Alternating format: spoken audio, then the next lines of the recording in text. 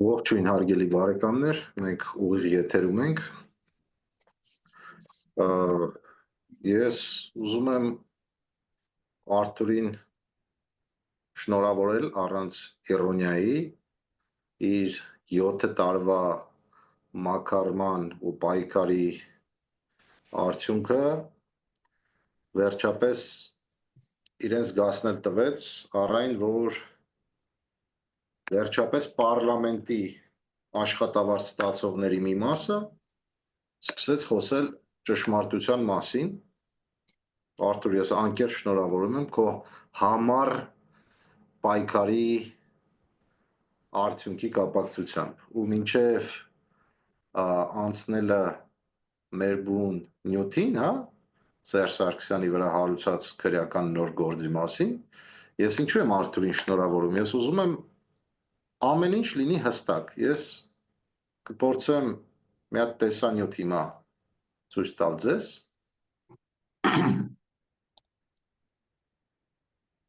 հետո նոր կբացատրեմ, ուշադրություն դարձրեք ամսաթվին, 15 մարտ 2018 թվական, այս եղանակից ուզենայի ընկերներիս հետ սկսվել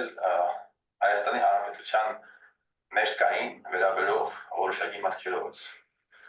այսպես կոչված քաղաքական օրակարգին վերաբերող որոշակի մտահոգություններով։ Առաջինը ինչի մասին ես կուզենայի խոսալ, Թավշյա հեղափոխությունն է։ Կան ուժեր, որոնք Հայաստանի Հանրապետությունում կողմնակից են Թավշյա հեղափոխության եւ շատ հնարավոր է, որ այդ Թավշյա հեղափոխության պատրվակով մարդկանց հրավիրեն փողոց։ Մնա այդ ուժերին ուզենայի ես հիշեցնել մի քաղաքագիտական նորմ, որ հեղափոխության Թավշյա եւ արյունալի լինելը արձանագրվում է հեղափոխության ավարտից հետո։ Եվ միայն ավարտից հետո հեղափոխության կարելի է ֆիքսել այն Թավշյա է, թե արյունալի։ Իսկ թե հեղափոխությունը Թավշյա է լինում, թե արյունալի, դա որոշում է ռեժիմը, այլ ոչ թե այն մարդիկ, ովքեր դուրս են գալիս հեղափոխություն իրականացնելու։ Так, լսվեց, չէ՞։ Ես չգիտեմ, տեսանյութը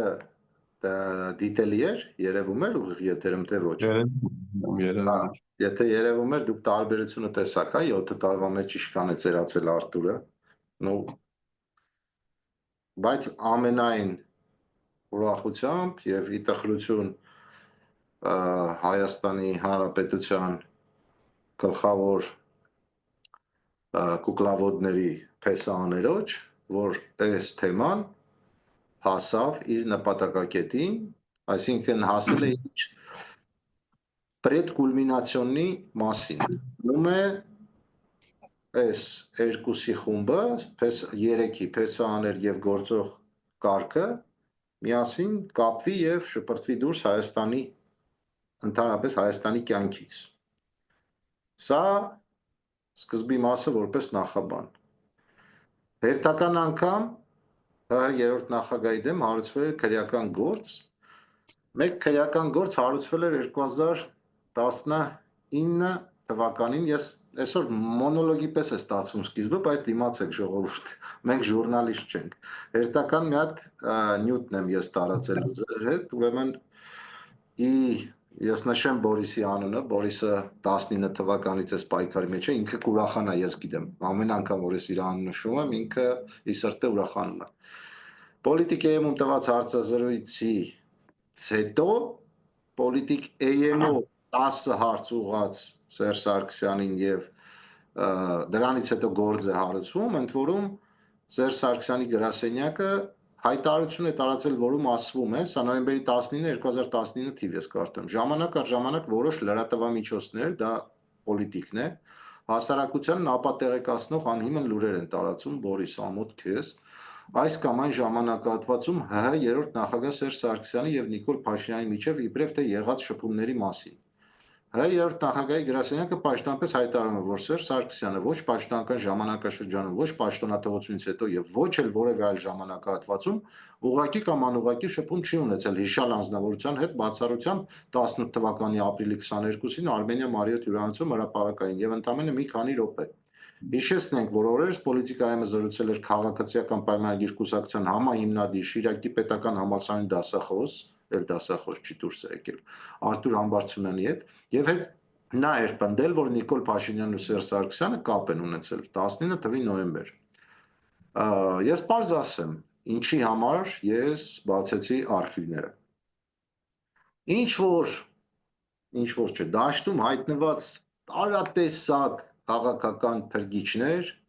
բա մենք ասում ենք, բա մենք տարիներ առաջ, բա ամբողջ մեդիա դաշտը էս կողմ են կողմ խոսում էր դրա մասին, պարոնայք, ոչ ոք դեմ չի, ոչ ոք ձեր ասածը չի զրոյացնում, եթե այդ ասածը կա։ Ես դες կարդացի, ցույց տվեցի 18 թվականի մարտի 15-ի նյութը, որտեղ նույնիսկ ես էի տարակուսած Սերժ Սարգսյանի, Միքայել Մինասյանի հատուկ ծառայությունների կուտը կերած, ես սրա մասին շատ եմ ասել, բայց մարդը ասում էր, տեղափոխություն կլինի թավշյա թե ոչ, դա որոշում է ռեժիմը, դու որտեղից գիտես։ Այսինքն արդեն իսկ 7 տարի։ Ինչևէ, Արտուր, երկար խոսացի, բարի երեկո, Սերժ Սարգսյանի դեմ հերթական գործն է հարուցվել, այս անգամ քո 7 տարվա պայքարի թեզը Ռոբերտ Քոչարյանի թիմի որոշ անդամների բերանով լցվել է դաշտ, մեդիա դաշտ, սկսվել է այսպես ասած Մալյան Նարեկ, Աննա Մկրտչյան, Աշոտյան, Մամիջանյան մի կողմից եւ Ագնեսա Խամանյանին պետք է ասենք ի տարբերություն 19 թվականի ինտերվյուի հալալ է եւ Բագրատ Միկոյանը ինտերվյուներով եւ ինչպես նաեւ դու ասացիր, որ նաեւ Կոչուբաևը, որը դատապաշտպան, այսինքն Քոչարյանի թևը այս թեզը վերցրել է, շատ ուրախ ենք, վերցրեք, կարող եք, տապալեք, առաջ տարեք։ Ու հերթական անգամ դու խեղճ Սերժ Սարգսյանին քրեական գործի տակ մտցրեցիր։ Ամոթ խիղճ նամուս, խնդրեմ, խոսքը քեզ։ Ուրեմն ինչ վերաբերում է 19 թվականին, ես մի փոքր ռեմարկ այդ իրադարձությունների հետ կապված 19 թվականի նոյեմբերին ես մի post էի գրել, այդ post-ը հավանել էր, եթե չեմ սխալվում, 12 թե 15 հոգի էր հավանել, լայք դրել։ Բայց դա տարածվեց, մի քանի լրատվականներ տարածեցին այդ post-ը իրենց կայքերում եւ այդ post-ը ինչի մասին էր։ Այդ post-ը նրա մասին էր, որ այսպես կոչված հեղափոխությունից հետո Փաշինյան Նիկոլը իր ամենահավատարիմ մարդկանցից մեկին նշանակում է ոչ թե փոխվարչապետ, ոչ թե ազգային ժողովի այդ ժամանակ արդեն տեղի էին ունեցել, այո, տեղի էին ունեցել պարլամենտական ընտրությունները, ոչ թե նշանակում է ազգային ժողովի նախագահ, այլ նշանակում է զարմանալիորեն կոնդի կառավարական ամառանոցների տնօրեն։ Խոսքը վերաբերում էր Հակոբ Սիմիդյանին, եւ ես այնտեղ ասել էի, որ Հակոբ Սիմիդյանը եւ Սերժ Սարգսյանը համարյա սինխրոն իրար հետ կառավարական ամառանոցներից դուրս են եկել։ Հոկտեմբերի 14-ին եւ հոկտեմբերի 30-ին Հակոբ Սիմիդյանը դառնում է տարածքային կառավարման փոխնախարար, իսկ Սերժ Սարգսյանը կառավարական ամառանոցներից դուրս է գալիս, եւ այդ գրառումից հետո, որը ըստ էության անուղղակիորեն խոսում է նրա մասին, որ Նիկոլ Փաշինյանը ապրել է Սերժ Սարգսյանի հետ կառավարական ամառանոցներում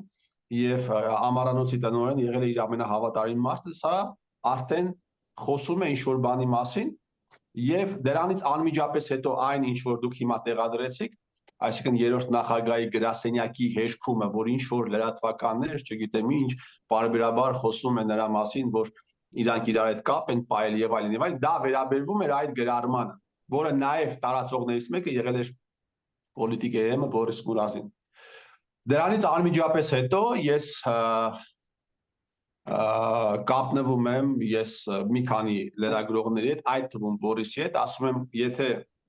ես 10 հարց հրապարակեմ Սերժ Սարգսյանին դուք դա կվերահրապարակեք ձեր կայքերում եւ ասում են այո, Բորիսը ասում է այո։ Բորիսը ասում է այո, ես հրապարակում եմ 10 հարց իմ Facebook-յան էջում, դա արդեն նոյեմբերի 2019 թվականի նոյեմբերի 20 քանիսն է, հիմա կոնկրետ օրը չեմ կարող հիշել, որը ինչպես պայմանավորվել ենք Բորիսը տանում է իր կայք, պոլիտիկայի կայք, եւ դա թե իմ էջում, թե պոլիտիկով եւ դա նաեւ այլ մի քանի կայքեր էլի հիմա չեմ էլ ուզում հրապարակ անել, բայց պոլիտիկով ինչ որ շատ մեծ տարածում է գտնում, շատ մեծ տարածում է գտնում այդ հարցերը, որի վերջին հարցը վերաբերում էր պարոն նախագահ, ձեր արած ֆոկուսը ձեր դուրը եկավ։ Այդ 10, այսինքն 9 հարցը, բովանդակային հարցերը վերաբերում էր Գեորգի Կոտոյանին, վերաբերում էր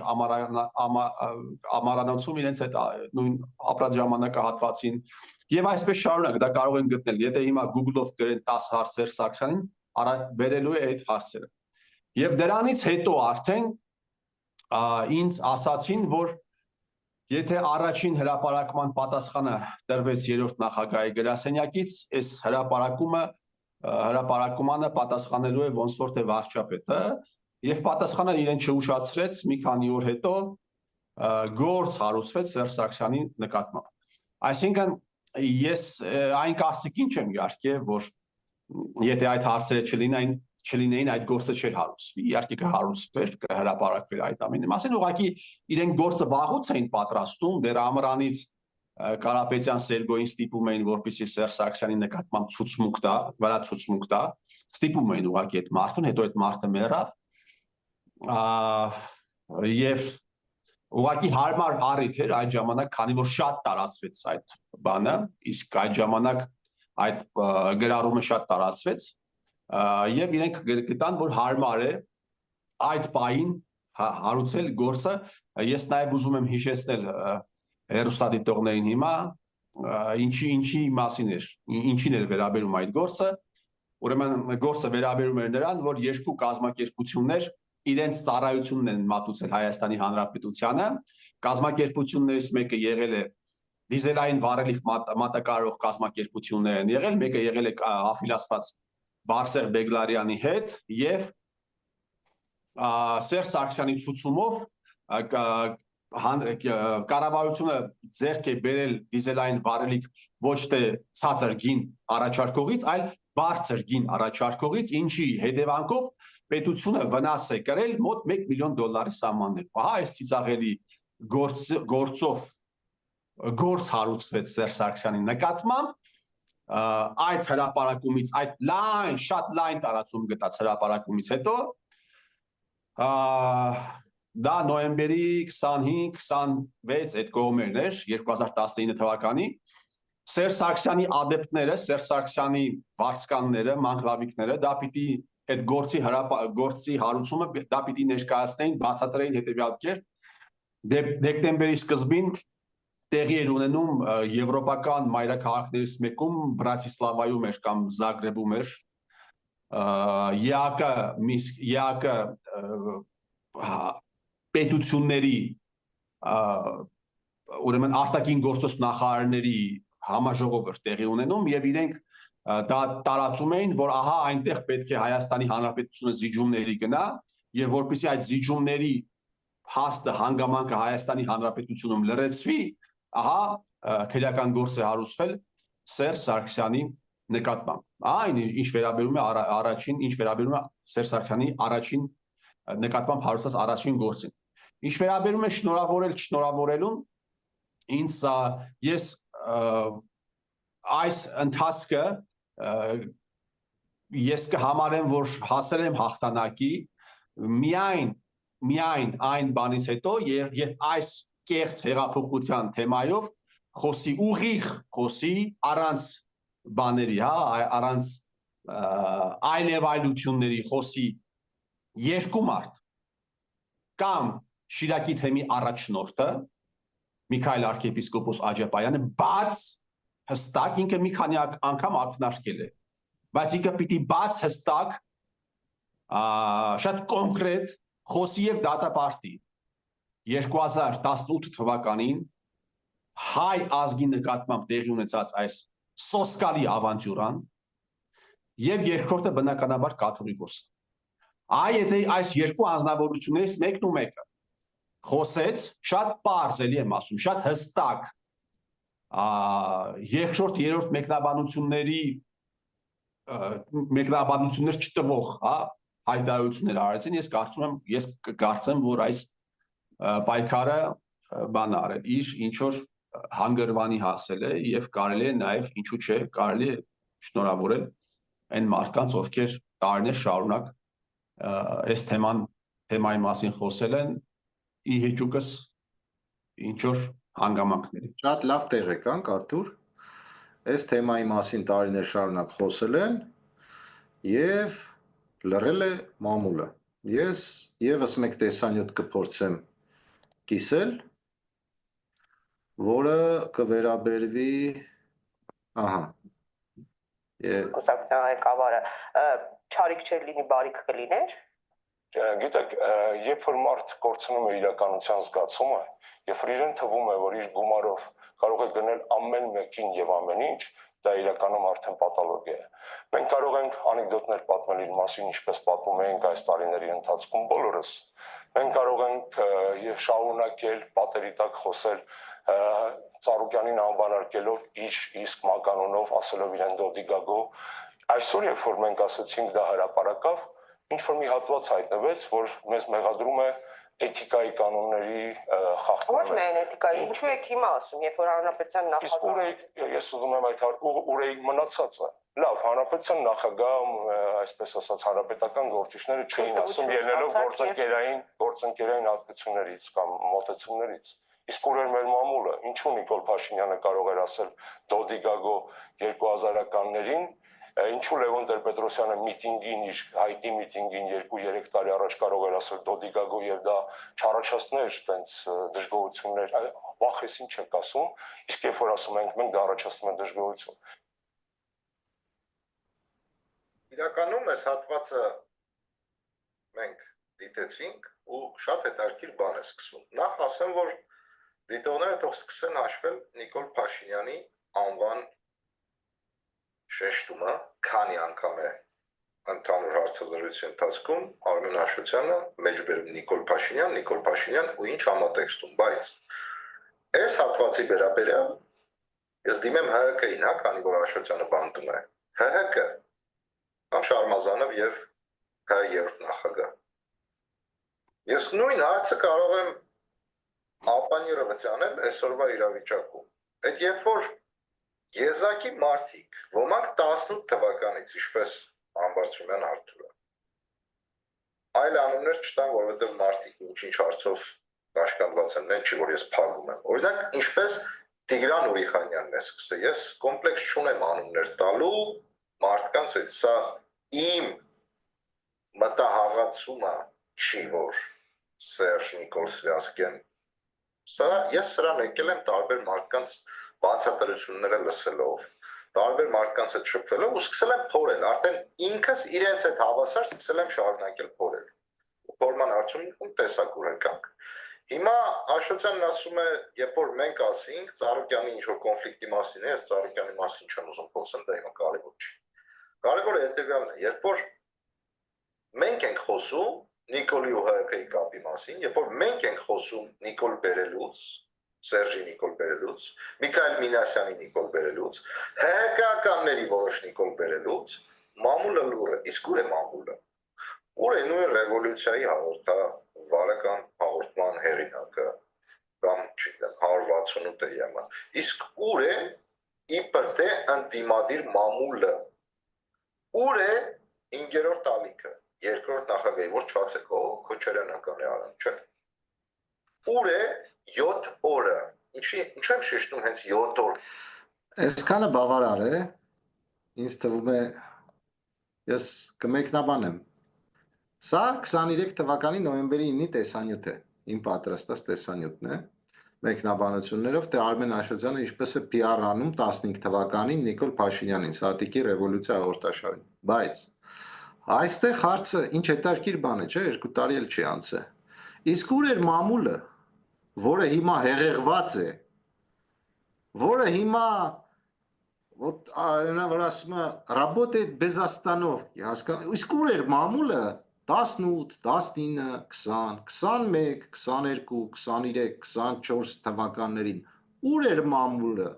Ընդդիմադիր մամուլը։ Տեսեք, ես նույնիսկ տեսանյութում չնայած որ այսօր Քոչարյանի թիմակիցները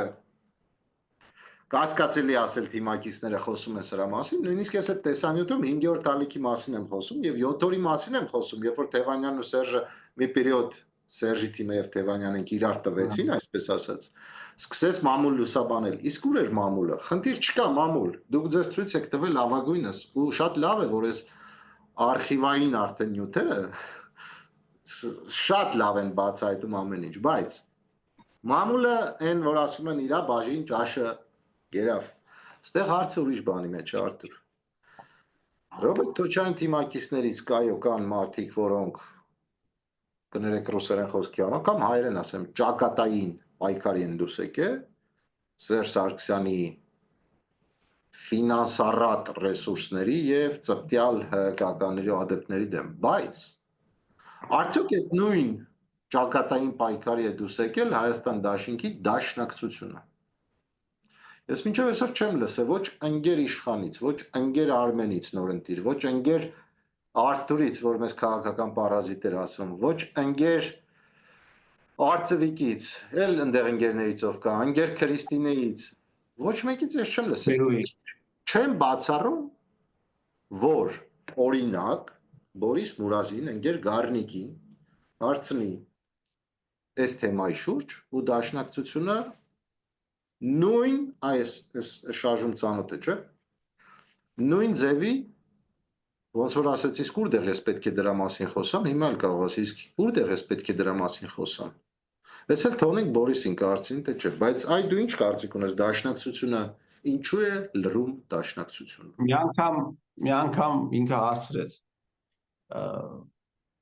այդ անձնավորությանը իմ անունից հարցրեց, երևի մի 7-8 ամիս առաջ էր, եւ այդ անձնավորությունը ես Միամիտի դեմքով նայեց լրագրողին եւ ասաց, իսկ ասում է ինչու այս հարցերը չեք բարձրացնում պարլամենտում եւ ինքը Միամիտի դեմքով նայեց եւ ասաց, չէ, ասաց ինչու չեք բարձրացնում, ինքը նայեց, ասաց իսկ որտեղ պիտի բարձրացնեմ։ Ազգային ժողովի падգամավորը, որը ասենք տարիներ շարունակ հարկատուների հաշվին ապրել է, զարմացած նայում է թե եւ նայում ու պատասխանում է թե որտեղ պիտի բարձրացնի ինքը այդ հարցը։ Ես ելի մեկ անգամ ուզում եմ շեշտել, որ 18 թվականին սոսկալի հանցագործություն է տեղի ունեցել։ Հարգելի բարեկամներ, մենք չենք խոսում նրա մասին, որ ենթադրենք ինչ որ X անձնավորությունը իր բարեկամի հետ չի կարող կիսել կտակը։ Մենք դրա մասին չենք խոսում։ Մենք չենք ասում ինչու այս կամ այն ուժը կտակի հարցը չի բարձրացնում պարլամենտում, որովհետև արդարացիորեն կարժանանանք, թե դա մասնավոր հարց է։ Մենք այդ հարցերով չենք զբաղվում։ Մենք խոսում ենք նրա մասին, որ ընդամենը մի քանի տարի առաջ, 7 տարի առաջ, մի սոսկալի ավանտյուրա է տեղի ունեցել, երբ մի խումբ ավարտական դասարանների աշակերտների փողոց փագել են տվել, հետո տարել են ջաբրայելներ, այդ մարդկանց աղդամներ, բարի բուն իմաստով սպանել են տվել եւ Շուշին 91 թվականի փաստաթղթերով ճանաչել են Շուշա։ Այսինքն սա մասշտաբային հանցագործություն է եւ 7 տարի այս հարցը քննելու, քննարկելու վերաբերյալ պարլամենտում առաջին ինստիտուտը պետք է պարլամենտը լիներ, ոչ մի գործողություն տեղի չի ունեցել։ Սա սոսկալի հանցագործություն, սա մեծ հանցագործություն է, հասկանում եք։ Սա մեծ հանցագործություն է, որը իրականացրել են հայերը հայերի նկատմամբ։ Այդ հանցագործությունը կազմակերպել են, այդ հանցագործությանը մասնակցել են կուսակցապետերը, կուսակցականները, լրագրողները, ընդհանրապես դա առաջան դա տեղի չէր կարող ունենալ, եթե այս հանցագործությանը մասնակից չլինեին երկու ինստիտուտ, առաջինը ազգային անվտանգության ծառայությունն է, երկրորդը չորրորդ իշխանություն կոչված։ Ահա այս երկու ինստիտուտները ԱԱՑ եւ չորրորդ իշխանություն։ Ընդհանրապես իշխանությունը իրանք են վերցնում ու տալիս, իրանցով են վերցնում ու տալիս։ Չգիտեմ վերցնել տալը, բայց այս կոնկրետ դեպքին, եթե իրենք չմասնակցեին, այս հանցագործությունը կազմակերպիչները չեն կարողանալու հասցնել իրենց այսպես կոչված տրամաբանական ավարտին։ Ազգային անվտանգության ծառայության տնօրենը, ազգային անվտանգության ծառայության փոխտնօրենները, իմիջիայլոց ես եւս մեկ անգամ ուզում եմ հիշեցնել, որ 2018 թվականի մայիսի 8-ին, երբ Նիկոլ Փաշինյանը Արթուր Վանեցյանին նշանակում էր ազգային անվտանգության ծառայության տնօրեն, ես սա ասել եմ մի քանի անգամ, մեկ անգամ եւս պիտի ասեմ, Նիկոլ Փաշինյանը գիտեք շատ բաներ խափում է, բայց շատ բաներ նա նաեւ ճիշտ է ասում։ Եվ մեր խնդիրների խնդիրը ոչ թե նա է, որ մենք հանդուրժում ենք իր ստերը, այլ մեր խնդիրների խնդիրը նա է, որ մենք իր ճշմարիտ ասած խոսքերը չենք նկատում։ Մարտը 2018 թվականի մայիսի 8-ին շնորհակալություն է հայտնում իրենից աջ նստած Գեորգի Կուտոյանին, որ վերջին փողոցային իրադարձությունների ժամանակ հնարավորինս արել են։ Սա շնորհակալություն ազգային անվտանգության ծառայությանը։ Հասկանում եք, ինքը իր բերանով ամեն ինչ ասում է։ Ինքը իր բերանով նաև ամեն ինչ ասում էր 2020 թվականի սեպտեմբերի 27-ին, երբ ասում էր պարլամենտում եկեք պայմանավորվենք, ինչ էլ լինի, մենք մեզ պարտված պիտի չհամարենք։ Իսկ չորրորդ իշխանության ներկայացուցիչները, որի մեջ մտնող խմբագիրներ, լրագրողներ, դրանց մեծ մասը ես ուղղակի վստահ եմ, որ եւս գտնվել է ազգային անվտանգության ծառայության ուղիղ այսպես գործակալական ցանցի մեջ կամ պրոստո ջոր վերահսկողության մեջ են եղել, այսինքն ըստ էության չորրորդ իշխանություն եւ ազգային անվտանգության ծառայություն ասելը նշանակում է մենք խոսում ենք մեկ մարմնի մասին, բայց եկեք շատ ֆորմալ ձևով տարանջատենք, հա։ Եթե իրենք եւս մասնակից չլինեին եւ չզարգացնեին թեզերը 17 թվականի վերջ, 18 թվական, հեղափոխական այդ ամեն ինչը չտարածեին, այս վիճակը ես վստահորեն կարող եմ ասել, որ չէր լինի, իրենք չէին կարողանալու մարդկանց մոլորեցնել։ Այս երկու ուժերը մեծապես նպաստել են, որպեսզի Հայաստանի Հանրապետությունում տեղի ունենա այս արհավիրք։ Իմիջիայլոց չորրորդ իշխանության ներկայացուցիչները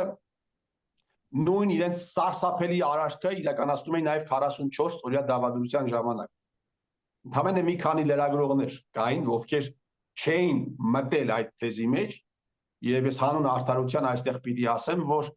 Անժելա Թովմասյանը այդ լրագրողներից էր, ով հանուն արդարության պիտի ասեմ, որ ինչքան էլ իր հետագա գործունեությունը, հատկապես վերջին տարիների, վերջին 1-2 տարվա անհասկանալի ինչ-որ սարսափելի գործունեություն է իրականացնում, պաշտպանելով այս հանցագործության մեղավորներից մեկին, բայց հանուն արդարության պիտի ասեմ, որ 44 օրյա դավադրության ընթացքում Անժելան ինձ եթեր է տվել, որտեղ ես շատ ոչ պոպուլյար բաներ եմ ասել, եւ 44 օրյա դավադրության ժամանակ նաեւ հայելիով եթեր է ունեցել Անդրանիկ Միգրանյանը, ով եւս շատ ոչ պոպուլյար բաներ է ասել այդ ժամանակահատվածի համար։ Խոսքը վերաբերում է 20 թվականի սեպտեմբերի 27-ից մինչև 20 թվականի հոկտեմբերի 20-22 այդ ժամանակահատվածը, երբ Հայաստանի Հանրապետության ողջ մեդիա դաշտը ուղիղ գտնվում էր իշխանական պրոպագանդայի ենթակայության տակ եւ տարածում էին արծրուն հովանիսյանական կեղտոտ ստերը։ Այնպես որ եթե այս երկու ինստիտուտները չլինեին, այս ամենը չէր լինի։ Հիմա ասենք, այսպես ասած, պաշտպանվող կողմին, հա։ Ես ուզում եմ, որպեսզի ժողովուրդը հստակ հասկանա այս ամեն ինչի մեջ, որ կողմը ինչ է իրենց ներկայացնում։ Միքայել Մինասյանը այս հակամարտությունը ճակատային սկսվելուց հետո հերթական գրառում արեց, որ այսպես կոչված ուժերը չեն ուզում ընդունել, որ երկրում եղել է հեղափոխություն, սա բերելու է նրան, որ նրանք առաջ տանելով ով է բերել Նիկոլին թեզը, կարող է դուրս գան իրենց վրա։ Հիմա ստեղ սկսվում է տարրական տրամաբանությունը, տարրական։ Նա իբր թե հեռացնում է իրենից, իբր թե ՀԿ-ինել է մտցնում այդ դաշտի մեջ, թե չի կարելի, բայց իհարկե Թիրախը Քոչարյանն է, բայց սրա մասին չի խոսքը։ Մարդն ասում է, կարող է դուրս գա, այս թեզը առաջ տանեք, դուրս գաք ձեր վրա, դուք ձեր վրա։ Երբ որ ով է բերել Նիկոլ Փաշինյանին թեզը իր ամենակարևոր դրվագներից մեկով ներկայացվեց իր իսկ կողմից 21 թվականին հրապարակելով Արարատ Միրզոյանի Սերժ Սարգսյանի օրոք աշխատած ԱԱՑ գործակալ լինելու փաստը։ Ես թողնում եմ դեռ Թուրքիայի լրտեսություն եւ այլն եւ այլն։ Միքայել Մինասյանը ես այլ կարծիք ունեի ճիշտ ասած իր մասին եւ իր պրոպագանդիստների մասին իր թիմի։ Միգուցե նրանք չգիտեմ, չեմ ուզում անդրադառնամ վիրավորում, բայց մարդը իր ասասները հերքում եւ իր ասասների վրա արդեն իսկ բռնվում է, ասում է երկրորդ քայլից։ Դու մի կողմից հրապարակում ես փաստաթուղթ, որ ուզելով նշել, որ Արարատ Միրզոյանը աշխատել է Սերժ Սարգսյանի օրոք ԱԱՑ գործակալ որպես, մյուս կողմից ասում ես կապ չունենք ժողովուրդ, սա եղել է ընդամենը հեղափոխություն։ Միքայել Մինասյան, եթե ընդամենը իդեպ չմոռանամ հարցս կտամ։ Սերժ Սարգսյանի թիմը եւ Սերժ Սարգսյանը անձամբ Աշոտյանով, Շարմազանով ինձ հետաքրքիր չեն։ Պարտվում են գիտեք որտեղ։ Այս ամբողջ պոլեմիկան 7 տարվա այս փաստարկները հարցադրումներ են։ Երբ որ դու մարդուն հարց ես տալիս, իսկ մարդը քեզ ասում է սամ դուրակ կամ րոպեում 200 արագությամբ,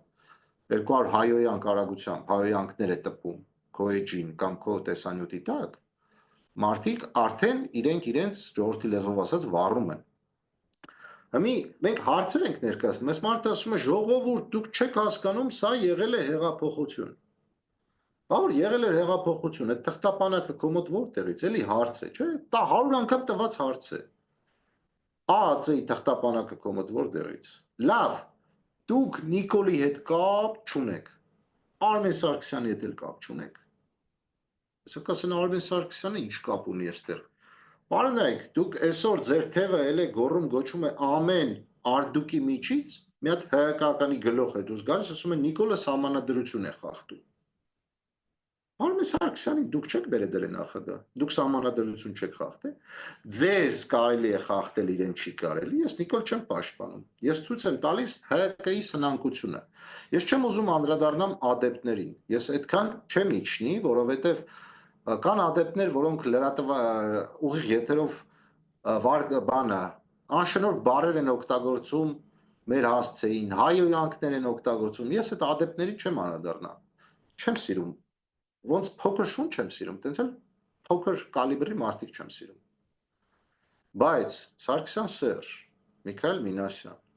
դուք ձեզ վառել եք։ Դուք թղթապանակը նստած հրապարակում եք, ձեր լրատվամիջոցներից մեկը ասում է վայ սխալ արեց, վայ ճիշտ արեց։ Դուք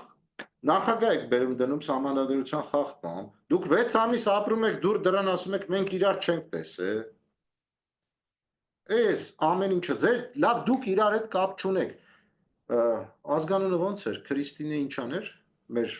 հուշք ու արտաքին հետախուզության տնօրենը։ Չկա ձնետարդ։ Գրիգորյան։ Քրիստինե Գրիգորյանը Գալուս Սահակյանի օգնական է աշխատել։ Դուք իրար հետ կապ չունեք։ Ես չեմ ասում ինքը վատ կադր է, ես չեմ ճանաչում իրեն։ Պարզապես երբ որ լինում է հեղափոխություն, ասենք 19-րդ դարում միսե գիյոտենը սարք էր սարքել, լավ, դաժան չենք ասում գլոխները կտրեիք։ Սովետաշան կար, բան կար, եսի մարդիկ կոր։ Տարոն Մարգարյանի Ավանի թաղապետի օգնականը, եթե չեմ սխալվում, միջնորդությունը ներկայացրել, որ Տարոն Մարգարյանին բանից զրկեն։ Ծիծաղելի է, իսկապես ծիծաղելի։ Բայց ես ձեր ներողություն կադրերը համատարած կներես, Իրեն- ձեր կադրերը համատարած նստած, հերկական կադրերը, Արգիշտին մի անգամ լավ ասեց, ասավ սովորաբար, որ իշխանափոխություն են ծրագրավորում, կադրային բազանել են պատրաստում, որ հետը տան։ Ասա։ Այստեղ մի հատ Գյումրիում մի հատ սերժական մանկլավիկ կա։ Ներողություն եմ խնդրում արտահայտությանս համար, Մայկա Տրուսիկ է ծախում։ Եվ Սերժին քննադատելու համար ինչ որ զրպարտություններ էր գրում իմ հասցեին, այդ սրիկան։ Իմ միջավայրի շատ հետաքրքիր բան պիտի ասեմ։ Երբ Սերժի մասին եմ խոսում, Ղուկասյան Արտյոմը զրպարտություններ է գրում իմ մասին Facebook-ում, երբ ԿՊ-ի մասին եմ խոսում, երբ օրինակ խոսում եմ Հակոբ Արշակյանի մասին, Ղուկասյան Արտյոմի բանը, աներձակը Էնուս կողմից է ընկնավորվում, թե ինչ է ասում։ Այսինքն փեսա աներձակ, փոքր կալիբրի տարածաշրջանում, մեկը ՀՀԿ է, իդեմս զրպարտություններ իմ մասին գրող այդ վիժվասկիով իր ամեն տարի համար պիտի դեռ պատասխան տա, եւ մյուսը աներձակը ԿՊ է։ ԿՊ-ի ենթակայության տակ է աշխատում, շատ նորմալ ապրում են իրար։ Այս փոքրիկ դրվագը խոսում է այս ողջ մասշտաբային հանցագործությունների համար եւ իրար կապի մասին է խոսում։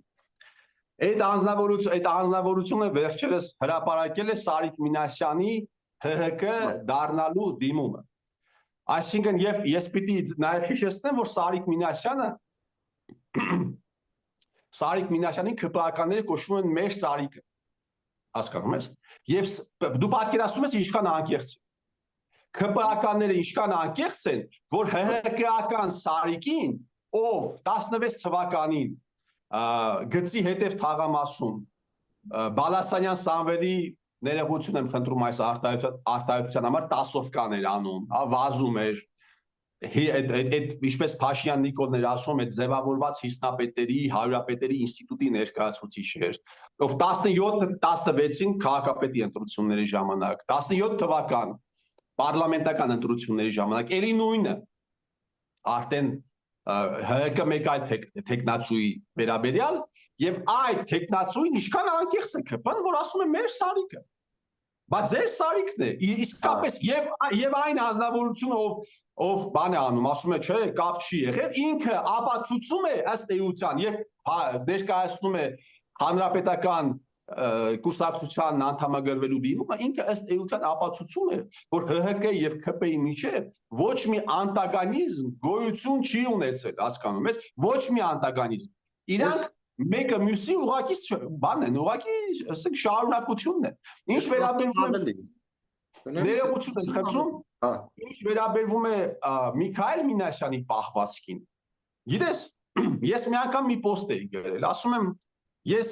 ասենք մեծացել եմ Շիրակ բանանց խաղերը դիտելով, դու Ռոմա լայցու խաղերը միգուցե դիտած լինես։ Սա պատկերավոր օրինակներ են։ Ես մեր քահանաների Քյասի Բաղկատ քահանաների խոսքը լսելով եմ մեծացել, դու կարդինալների հետ ես շփվել, դու Հռոմի պապի հետ ես շփվել, հասկանում ես, դու բան ես արել, դուք, այսինքն դուք մասնակից եք դարձել ընտրակեղծարարության այդ process-ին, դուք կարողացել եք փող բաժանել, մարդկանց ընտրեցնել ներկայացուցչական մարմիններում, հետո ձեր մեդիաներով տարածել, որ դա եղել է ամենաազնիվ արդար ընտրությունները, հասկանում ես, մարդը երբ որ տարիներ շարունակ այսպիսի գործունեություն է իրականացնում, ինքը տեղը ունի հղպանալու եւ ասելու ինչ ուզեմ կանեմ, ոնց ուզեմ կխաբեմ, հասկանում ես, ինքը դրա տեղը ունի, Արա ջան, բայց տարիներ շարունակ բան Հռոմում նստած ինքը բան ասենք Մարալիկցուն կամ Խաչիկ գյուղի բնակչի տեղը որոշում է կայացնում, թե ինքը ինչպես պիտի ապրի։ Մի հատ հեղափոխությունը ինչ էր, որ իրանք չիրականացնեն։ Reality show, մի վարքյան, ես մի բան եմ, reality show կոչվածը, այդ բառակապակցությունը ինձ հետ անձնական զրույցների ժամանակ ասել է Միքայել Մինասյանի մոտ ընկերներից մեկը, ով հետո գնում էր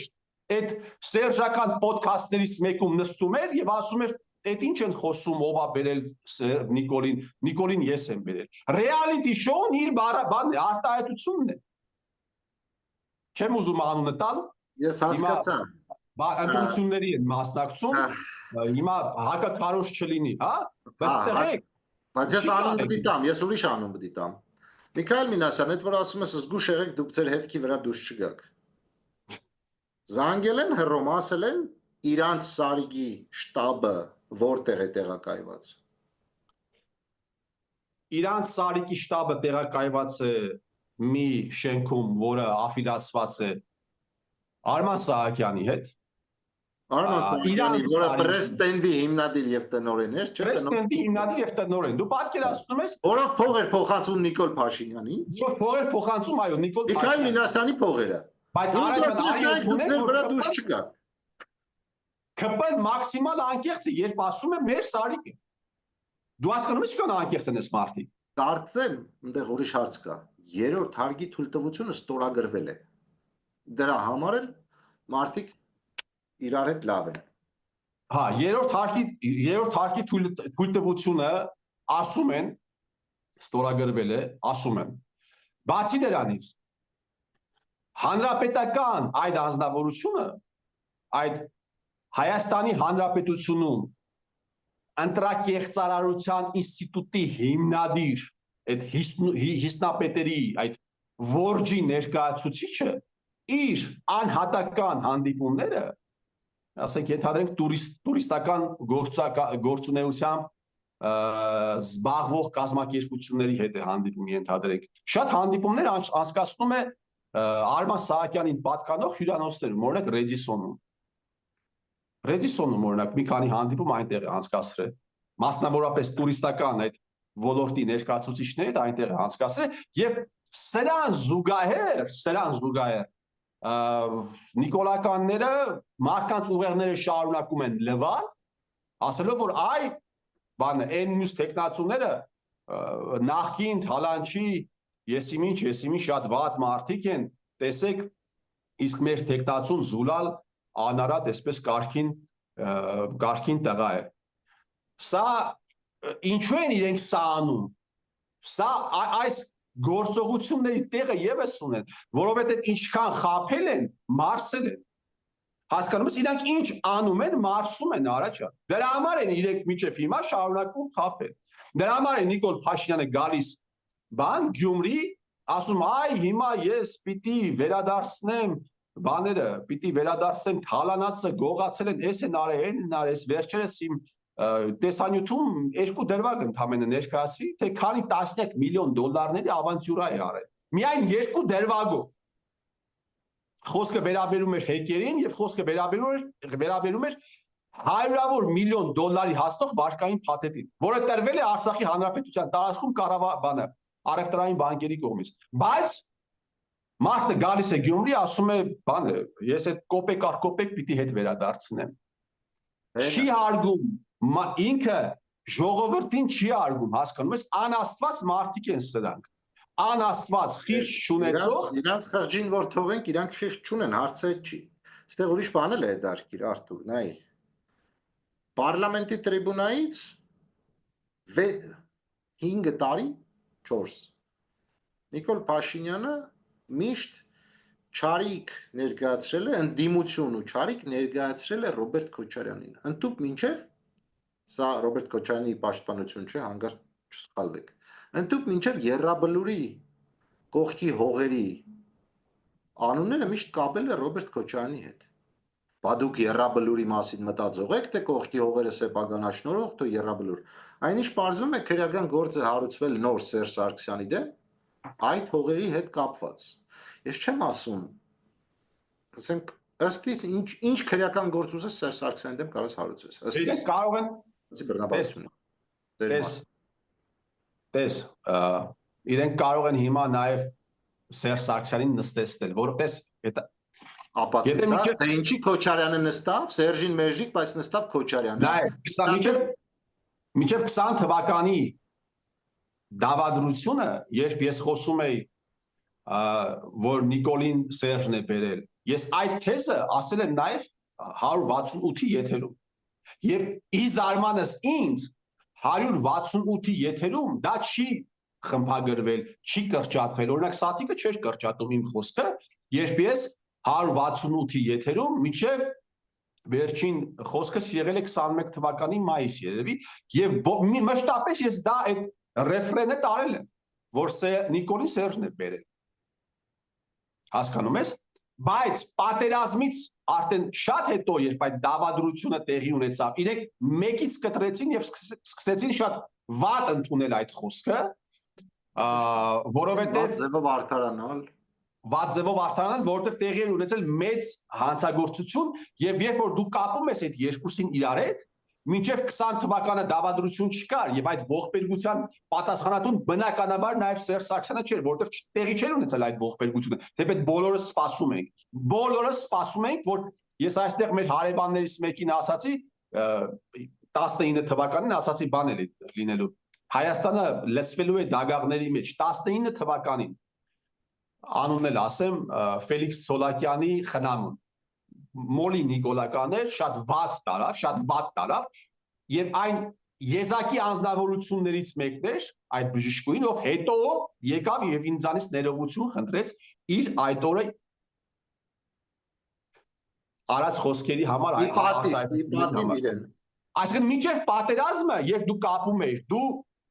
պատասխանատու չէիր կարգում Սերժ Սարգսյանին, եւ եթե ենթադրենք դավադրությունը պատերազմը ունենար տեսականորեն այլ ընթացք ունենար, ոչ այսպիսի խայտարակ պարտություն, միգուցե Սերժ Սարգսյանը ինքը դուրս գար, ասեր այո, այս ամենը ես եմ արել, բայց քանի որ մեծ ողբերգություն է տեղի ունեցել եւ դրանից հետո դու շարունակում ես կապել, սա արդեն վտանգավոր է։ Դրա համար այսպես սոսկալի ձևով սկսեցին հակադարձել եւ կտրեցին ուղակի ես 20 թվականի դավադրությունից մի քանի ամիս անց արդեն օրինակ 168 այլևս ինձ շկանչեց վերջին ելույթը եղել է եթե չեմ սխալվում հունիս ամսին, մայիս-հունիս ամսին է եղել, դրանից հետո այլևս այդ կողմից ինչ են բանանում, հրավիրում, բայց տես 168-ը իմ խոսքը չէր բանա կտրում միջև պատերազմից մի քիչ անց, բայց օրինակ 5-րդ տալիքը 19 թվականի նոյեմբերին այն մարդիկ ովքեր այսօր, բայց ես էլի շնորհակալ եմ խոսքերի համար, ով ուզում է այսօր այդ խոսքով հանդես գա, ես շնորհակալ եմ, ուզում է վաղը մյուս օրը, իհարկե կարևոր է շատ նաև թե ինչ մոտիվացիայով ես դու ասում, բայց ինքնին փաստը, որ խոսում ես, դրա համար արդեն շնորհակալ եմ, բայց 5-րդ տալիքը օրինակ 19 թվականի նոյեմբերին իմ խոսքը կտրեց։ Եվ դա է նաև օրինակ պատճառներից մեկը, եւ որ ես Հարությունյանի հետ իմ վերջին հեռախոսազրույցի ժամանակ մեսենջերով ես ասացի, որ դուք լրագրող չեք, դուք ժուրնալիստական գործունեությամբ չեք զբաղվում։ Ես այնտեղ 60 րոպե խոսել եմ Ագնեսայի հետ, եւ այդ 60 րոպեանոց ելույթ է Ագնեսան,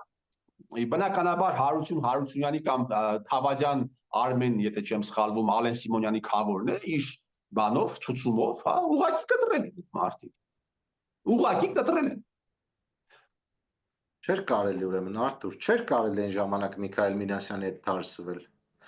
որովհետև, ես ասեմ, որովհետև այն ժամանակ դեռ պարզ չէր, արդյոք Նիկոլի տեղը ամուր է, արդյոք Միքայել Մինասյանը կարող է հետ գա, թե չգա, հասկանում ես, մարդիկ Հայաստանի քաղաքական դաշտում, մարդիկ քաղաքականությունը հասկացել են որպես չվատանալ, վատ հարաբերություններ չստեղծել պոտենցիալ իշխանության եկողների հետ։ Այսինքն մարդը ունի ակնկալիք, այս մարդիկ ունեցել են ակնկալիք կամ կակ մինիմում ունեցել են վախ, որ կարող է իրենց գործերը լավ չգնա, ինչպես ասում են Հայաստանում բոլորը տուն են պահում եւ փող են աշխատում, բայց հիմա այն որ ՀՀԿ-ն ինքն իր հետքի վրա դուրս է եկել, Միքայել Մինասյանին շնորհակալություն, Արարատ Միրզոյանի թղթով, թղթապանակով,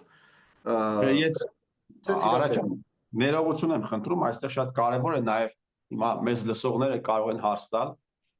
ասեն լավ, եթե Միքայել Մինասյանն է ենթադրենք հրապարակել Արարատ Միրզոյանի գործակալական գործը, այդ դեպքում ինչ որ մի քիչ բան է ստացվում, կոգնիտիվ դիսոնանսի մեջ կարող է մարդիկ գնեն, բայց ինչու են իրենք մի բան արել եւ հետագայում այդ բանը ենթադրենք 21 թվականին բացահայտ։ Ես ուզում եմ Արարատ Միրզոյանի վերաբերյալ երկու դրվագ ասել, նախ այսօր Արարատ Միրզոյանը շատ այսպես էմոցիոնալ բան տվեց, ռեակցիա տվեց լրագրողների խոսքին, ուրեմն երբ ասել էին դու թուրքերի հետ, թուրք լրագրողների հետ շփվում եք, բայց հայ լրագրողների հետ մոտավորապես եմ ասում, չեք շփվում, այդ ինչից է շատ էմոցիոնալ, այդպես թաղի խուժանին բնորոշ բան տվեց, ռեակցիա տվեց։ Ուրեմն տեսեք, 20 բանը նրանում է, որ 20 թվականի նոյեմբերի այդ կապիտուլյացիայի ստորագրման օրը Արարատ Միրզոյանը քաղաքական այսպես կոչված էլիտայի ներկայացուցիչներից եզակիներ, ով ընկավ քացուտակ։ Որևէ կերպ չի պատժվել, բացի Արարատ Միրզոյանից։ Հարց կարող է առաջանալ, էլի, ասենք, այդ ինչպես ստացվեց, որ Արարատ Միրզոյանը ընկավ այդ ամբողջի մեջ, ինչպես ստացվեց, որ ազգային անվտանգության ծառայության աշխատակիցները, ովքեր իրականացնում էին այդ ազգային ժողովի նախագահի անվտանգությունն էին իրականացնում, ոչ մի բան չձեռնարկեցին, սա շատ նման է ՊՊՑ գնդի գրավման, ներողություն եմ խնդրում, պետական պահպանության տակ գտնվող ռադիոտան գրավման, ոչ մի բան չձեռնարկեցին։ Երկրորդ հետաքրքիր դրվագը վերաբերում է 20 թվականի նոյեմբերի 10-ից մի քանի ամիս հետո, երբ Միքայել Մինասյանը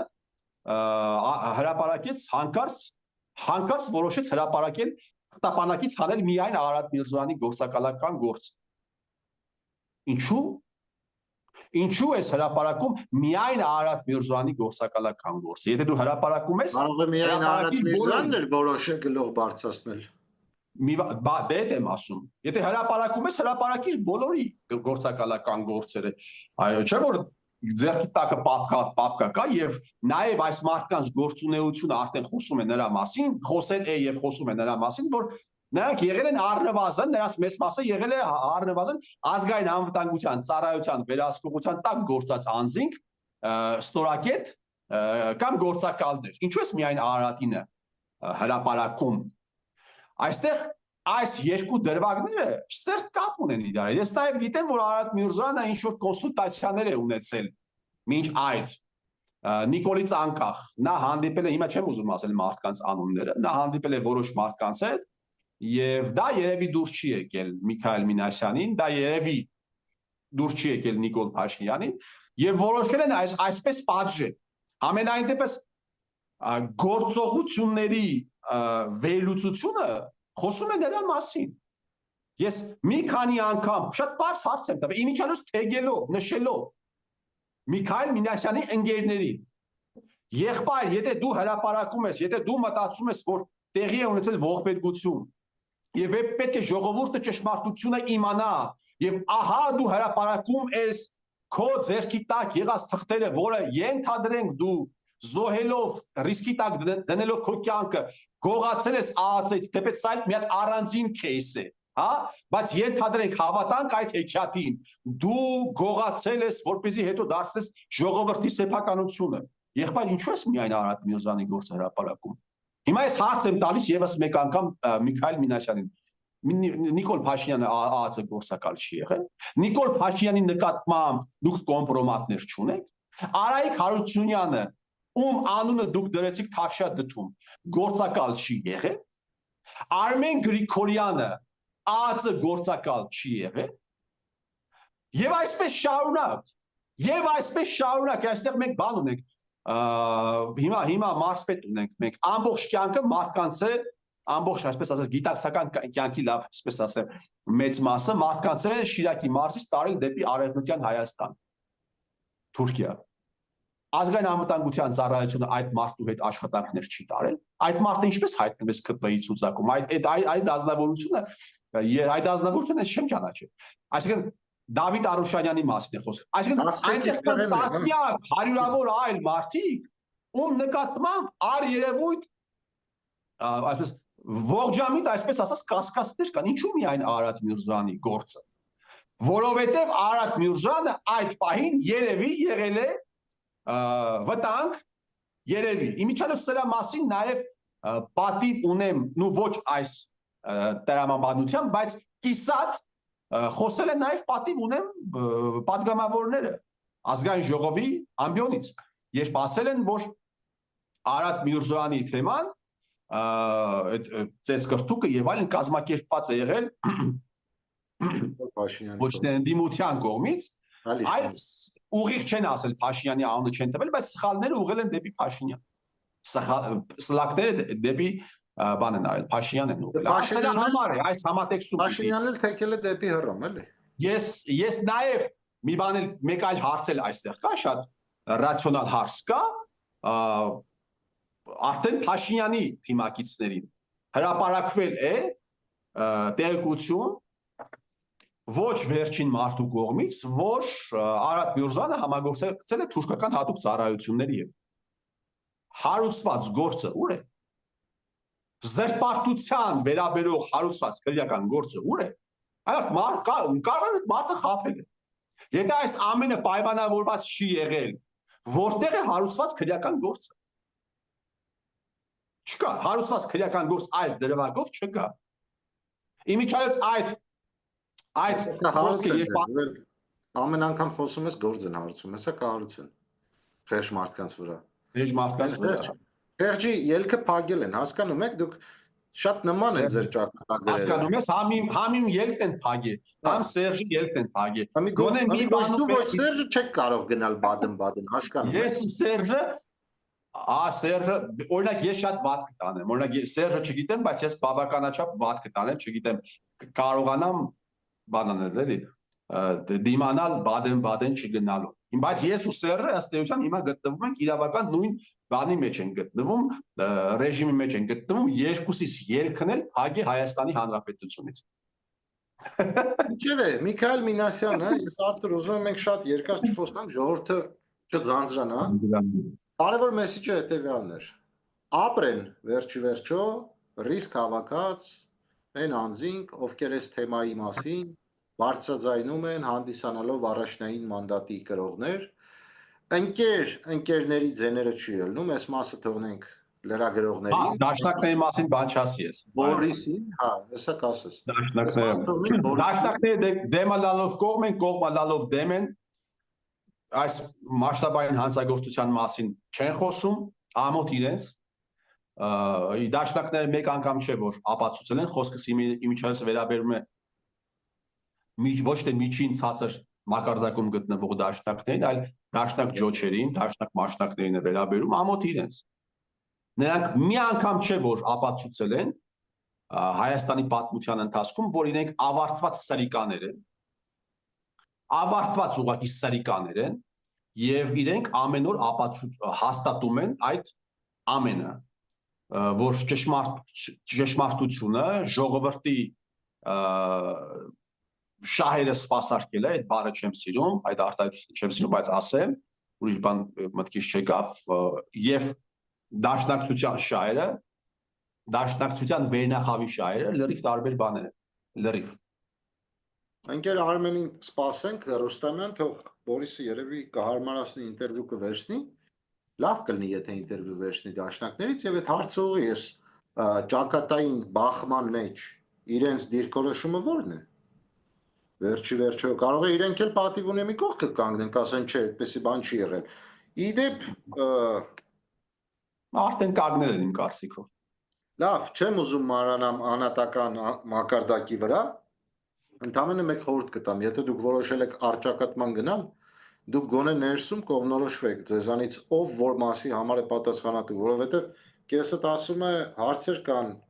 Սերժ Սարգսյանին, ՀԿ-ին է, մեկ էլ մյուս կեսն էլ ելնում ասում է ժողովրդական բախումը, ժողովրդական ճնշումը Նիկոլին բերեց իշխանության ու ոչ պակաս կեսդ։ Ինչևէ, սա թողնում եմ ձեզ, սա ձեր անձնական գործն է, սա ինձ չի վերաբերում։ Ամեն դեպքում, սիրելի ժողովուրդ, մարդիկ իրենք իրենց բերանով, ձեռով, քայլերով, ոտքով իրենց հետքի վրա դուրս են եկել, ոչ առանց Արթուրի օգնության, ոչ առանց Բորիսի օգնության, ոչ առանց այլ մարդկանց օգնության։ Չէ, ես ներողություն եմ խնդրում, ես չեմ ուզում, որ ասենք, այս պայքարը, ես հիմա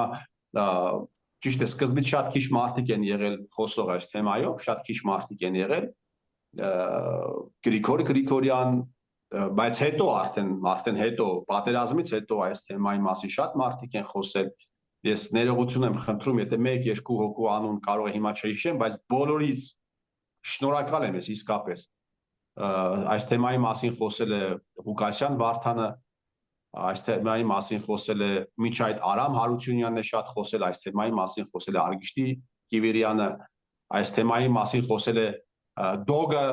այս թեմայի մասին խոսել է Էլիզան է խոսել, Էլիզան է խոսել, հա, ես ներողություն եմ խնդրում, Մարինան է խոսել Խաչատրյան, ես իսկապես ներողություն եմ խնդրում, որովհետև մարդիկ կլինեն ում անունը ես հիմա չեմ կարող հիշատակել, Ագնեսան վերջերս խոսեց, Միքոյանը խոսեց վերջերս, բոլորը, ովքեր այս ոչ պոպուլյար թեզը տարբեր ժամանակահատվածներում այս թեզի մասին խոսել են, ես բոլորին իսկապես շնորհակալ եմ, որովհետև մեծ հանցագործություն է տեղի ունեցել, այո, եւ այդ հանցագործության մասին պետք է խոսել, որպեսզի հանցագործներից ազատվել։ Հուսանք, որ կազատվենք, հուսանք, որ սա դրվագային չի լինի, որովհետև ես մեկ բան ասեմ, եթե այս խոսելու հետևը լինելու է էլի անդրկուլիսային պայմանավորվածություն, ինչպես նշեց Ագնեսան, ասեց մենք չենք խոսում, որտեղ կար պայմանավորվածություն, որ իրար չվնասենք եւ այլն եւ այլն։ Գիտեք ինչ կա, դուք ժողովրդի ու մահացած տղաների արյան հաշվին չեք կարող պայմանավորել։ Դա սարսափելի բան է իսկապես։ Դարձի եկեք մինչև վերջ։ Ես նախորդ տեսանյութը, որ արել էի Օսկարի վերաբերյալ Միքայել Մինասյանի բաժին ասած։ Իհարկե կանանց չեմ ուզում վիրավորեմ, ես Հայաստան դաշնքի տղամարդկանց հետ կապված ասել եմ մի քիչ ворցրեք։ Կամ դուք կաք, կամ դուք չկաք։ Եթե դուք ուզում եք ինչ-որ բաների ասնել, սա երևի ես խոսքը հիմնականում ուղղված է մեկ հոգու, որը պետք է որոշի ինքը արդյոք իր կողքը հավաքել է ճիշտ մարդկանց։ Օրինակ գնացեք ժուրնալիստներ հարց տվեք Գևորգյան Արմենչիկին։ Իրան ասում են Արմենչիկ, Արմեն Գևորգյանին հարց տվեք, ասեք դուք ինչ եք կարծում։ Սերժ Սարգսյանին հարցեր կա Նիկոլի գալու հետ կապված, թե չկա, մեղմ հարցրեք։ Սեյրան Օհանյանին, Ընկեր Իշխանին, մյուս ընկերներին եւ ընկերուհիներին։ Գնացեք հարցեր տվեք, վերջի վերջոց մարդիկ ձեն են տվել այդ մարդկանց։ Չիմանան ում են ձեն տվել։ Գոնե ասում է պատկանեց սրոկը։ Արաջան, ես կպած մնացին իրանց աշխատավարձներից։ Ես նաև մի քանի հոգու անունը եւս ուզում եմ հիշատակել, այդտեղ շատ կարևոր է, ես ասացի, որ Նիկոլը երբեմն խափում է եւ մենք հանդուրժում ենք այդ ստերը, բայց երբեմն նաև ճշմարտություններ է ասում, որը մենք չենք նկատում եւ այդտեղ լուրջ խնդիր կա, իմիջիայլոց այս թեզի վերաբերյալ նաև խոսել է Նիկոլ Փաշինյանը, երբ 44 օրյա դավադրությունը ուսումնասիրող հանձնաժողովում ի պատասխան Դավիթ Սանասարյանի հարցի, երբ ասում էր կարող է Պատայի պարոն վարչապետ եկել էր ոչ պոպուլյար որոշում կայացնելու, հիշում եք, ժամանակը գցեցին այսպես ասած ձեր գրպանը իշխանություն։ Գցեցին ձեր գրպանը, չգիտեմ ինչ այդպիսի մի ձևակերպում ասացին, իշխանությունը շատ հեշտ հանձնեցին ձեզ եւ Նիկոլ Փաշինյանը ասեց դե հա ես մտածում եմ այդ մասին։ Քանի անգամ մտածել եմ դրա մասին։ Քանի անգամ մտածել եմ, այսինքն այս թեզի մասին խոսել է նաև Նիկոլ Փաշինյանը, այս թեմի Ալեն Սիմոնյանն է խոսել։ Այս թեզի մասին ես ուզում եմ ասել, որ խոսել է նաև միջև պատերազմը Ռոբերտ Սիմոնյան անուն ազգանունով մարդ կա, հրապարակային գործունեություն է իրականացնում, Ռոբերտ Սիմոնյանն է խոսել։ Ես էլի եմ ասում, եթե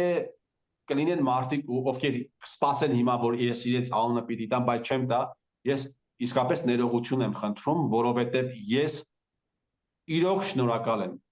շնորհակալ եմ այն մարդկանցից, ովքեր խոսել են եւ դեռ պիտի շարունակեն խոսել, որովհետև տեղի է ունեցել իսկապես մեծագույն հանցագործություն հայ ազգի նկատմամբ։ Այսօրվա եթերը հիմնականում էս պոլեմիկայի հետ էր կապված, մենք ուզում ենք երկրորդ մասն էլ անել, բայց երկրորդ մասը ավելի երկար կստացվի, չենք անի այսօր, կապված նորություններում հայտնված թղթի հետ, համաձայնության գալու եւ այլն եւ այլն։ Ես ընդամենը կարճ ասեմ, երևի մեկ այլ օր կանդրադառնանք սրան, ես կարճ ասեմ, ես գրառում եմ արել մոտ 1 ժամ ու կես առաջ, ասել եմ, որ իսկ այնտեղ, որ պայմանավորվածության են եկել այստեղի պարոնի հետ, իրանք տեղյակ են, որ իր ստորագրությունը լեգիտիմ ուժ չունի։ Այս հրա մասին մտածեք։ ընդդիմադիրներ, սրա մասին մտածեք, նու ընդդիմադիրների կեսեր, լավ ժամանակ է, լավ տրիգեր է, մտածեք, կկարողանաք ձեր մեջ ուժ գտնեք, վերա կառուցվեք, աղբնետեք կողքի, գնաք առաջ, տրիգերը օգտագործեք, հիշեք, որ պարոնի ստորագրությունը լեգիտիմ ուժ չունի, և դա դե յուրե ապացուցված է, պարոնին, պաշտոնին նշանակող անձի ստորագրությունը լեգիտիմ չի եղել, հետեաբար պարոնը, փաստն ուրիշ է, ես չեմ ասի, կարող ենք հետ վրացնել, նա թող այնտեղ պայմանավորվի, ստորագրի, ժամանակը կգա կուզենաք հետ խաղարկել, հիշեք, որ սա լեգիտիմ ուժ չունի իր ստորագրության։ Շնորհակալություն բոլոր դիտողներին, շնորհակալություն մեր աուդիտորիային, շնորհակալություն հարց ունենք, ձեր կարծիքով հնարավորություն արդյոք ստեղծել համահայկական մի կենսունակ կազմակերպություն, որը կկարողանա լծվել հայկական կենսական խնդիրների լուծման գործում։ Ես չեմ հավատում դրան համահայկականի առումով, 5 հոգի չեն կարող հայերով իրար հետ ինչ-որ բան պայմանավորվել, ուր մնաց համահայկականին, Արթուր դու ինչ կարծիք ունես։ Ես մինչև այդ հարցին պատասխանելը ես լսում եմ ու փորձում եմ էլի հիշել մարդկանց, ովքեր խոսել են այս թեմաներով։ Ես երկու հոգու անուններ եմ ուզում տալ՝ Բիլյան Արմեն եւ Պավլիկ Մանուկյան։ Իրենք հատկապես ինձ համար շատ կարևոր էր Պավլիկի խոսքը։ Արտակ Մուրադյանին տված հարցազրույցում մինչև իր կալանավորվելը, երբ ինքը որպես ՊՊՑ-գնդի այդ օպերացիա չէր, այդ դավադրության մեջ հայտնված ջոկատի հրամանատար, ինքը խոսեց, թե ինչպես են իրենք օգտագործվել Սերժիկի կողմից եւ նաեւ գնահատական տրվեց 16 թվին, գնահատական տրվեց հետո 18 թվականին, այս մասին նաեւ Բիլյանն է իր նամակներում խոսել։ Ինչ վերաբերվում է համահայկական կազմակերպությանը, իմ կարծիքով դա այդքան, գիտեք, հարցը հետեւյալ կերպ պետք է դնել։ Արդյոք կլինի, կգտնվի մի մարդ, ով կկարողանա իր շուրջը համախմբել ժողովրդին այս աղետից, այս ողբերգությունից, այս ամոթից դուրս գալու համար։ Այդպես պետք է դրվի։ Իսկ կազմակերպություն, բան, այդպես այդ հարցի այդ ձևի դրմանը ես կողմ չեմ։ Կգտնվի մեկը, ով կկարողանա իր շուրջը համախմբել մարդկանց։ Գիտես մտքովս ինչ ացավ Արթուր, այսօրվա հաղորդումը իր թեմայով, իր բովանդակությամբ եւ իր Լսի, նաեւ Զարուհին է խոսել։ Ոստան ջան, հա, եւ իր փաստարկային բազայով Հայաստանում Նայրա Մելիքյան, արա, Նայրա Մելիքյան, ես Նայրա Մելիքյանին նաեւ ես գիտեմ, որ ինքը կնայես հաղորդումը եւ իմ ջեմ ողջույններս եմ ուղարկում Նայրա Մելիքյանին։ Ամեն վերջի հաղորդումը չի, ժողովուրդ, պրոստը Արթուրը իր շնորհակալությունն է հայտնում բոլորին մարդկանց, ովքեր թեզին միացել են։ Հայերը սիրում են ասել, շատ երկարացինք վերջը, բայց ասեմ էլի, ասելիք շատ կա։ Հայերը սիրում են ասել 2009 թվից հետո, չգիտեմ, 8-ներ թե 9-ներ, գնդակը եսիմում դաշտում է։ Գնդակը 8-ի վերջ 9-ի սկիզբ, այո, ֆուտբոլային դիվանագիտության ժամանակ էր։ Գնդակը պարոն Վանեցյան ձեր դաշտում է։ Այո, ես կառանձնացնեի հենց իրեն։ Ես կասեի գնդակը իրենց դարպասում է, ոչ թե դաշտում։ Շատ լավն էր։ Բայց պարոն Վանեցյան, ես պատրաստ եմ ձեր հետ զրուցել այս ֆորմատով, ընդհանուր ինչև կարող եմ ձեր օֆիս այցելել, եթե ուզում եք կամերանել հետս բերել։ Եվ դուք անկեղծ պատասխանեք, որովհետև ձեր պատիվ ունեմի ժամանակի գործընկերը ՀՀ քաղաքացի Սերժ Սարգսյանը, ում դեմ քրեական գործ է հարուցվել, հերթական չհամաձայնեց 2022 թվականին իմ տեսանյութին 10 հարցին իմ պատասխանել։ Միգուցե դուք կհամաձայնվեք այդ 10 հարցին պատասխանել, թե չէ Սերժի ալիքներով բլոգերների մոտ գնալ ինչ-որ բաներ ասել, դա ինչպես կասեին Լեննականում, օինչի։ Օինչի։ Այսքանը ժողովուրդ, շնորհակալ ենք ձեզանից դիտման համար, մարդիկ նայում են։ Շատ ասելիք կա, բայց ժամանակ առ ժամանակ անդառնանք կարևոր թեմաներին։ Շնորհակալություն Արթուր։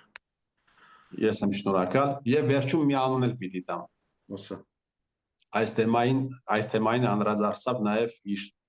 հրապարակային կարճ գործունեության ընթացքում լուսահոգի Արմեն Գրիգորյանը։